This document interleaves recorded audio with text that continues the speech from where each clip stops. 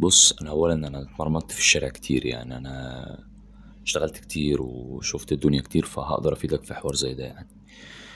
وانا من وجهة نظري لا، الدنيا مش عادلة خالص يعني، خالص خالص بمعنى خالص يعني.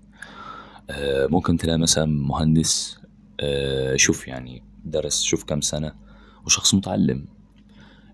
افتح النت وشوف، يمكن انا بكتب ولا حاجة.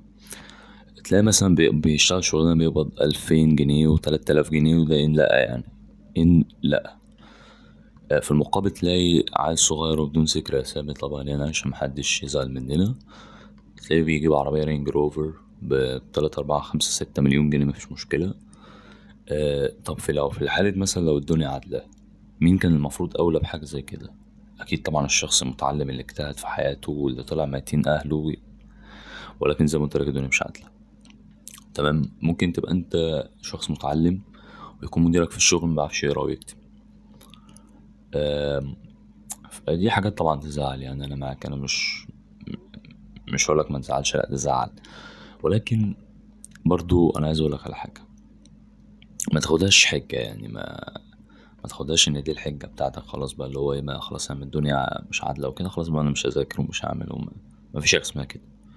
فاهم؟ انت اجتهد واشقى واتعب، والاسباب دي بتاعت ربنا يعني، عشان تبقى انت بس واخد بالك وواعي انت بتعمل ايه. انا كمحمد علاء مثلا، انا حاسبها ازاي؟ هقول لك انا حاسبها ازاي. انا ما ببصش لظروف حد تاني اولا. ليه؟ لاني هو نجح ما نجحش انا مش هستفاد حاجه. يعني انت كمشاهد مثلا، نجاحي انا مش هفيدك بيه، وانت نجاحك انا مش هستفاد بيه. فاهم؟ فبالتالي انا ما بقارنش نفسي بحد، انا بحاول اطور من نفسي، وبحاول اللي هو اعمل حاجه كويسه، او اللي هو اطور من نفسي على قد ما اقدر عشان يجي لي مقابل، او عشان ان انا ابقى افضل. انا كمحمد على حسبة كده، لكن غير كده لا.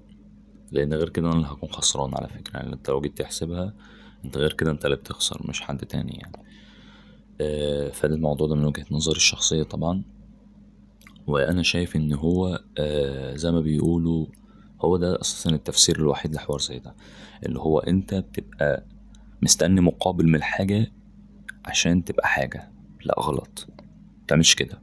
انت اجتهد وسيب على الله، اجتهد وسيب على الله. انا كمحمد علاء بعمل كده، ما بشغلش دماغي بحد، ما بشغلش دماغي بفلان، اصل فلان عمل وفلان سوى فلازم ابقى احسن منه ومش عارف ايه. على فكره منافسات حلوه، ولكن في بعض الاحيان بتبقى حقد وغيره وقرف. فنصيحتي الشخصيه ليك لا، خليك انت يا عم على وضعك يعني، ما تشغلش دماغك بحد، واشتغل وسيب على الله. جود باي.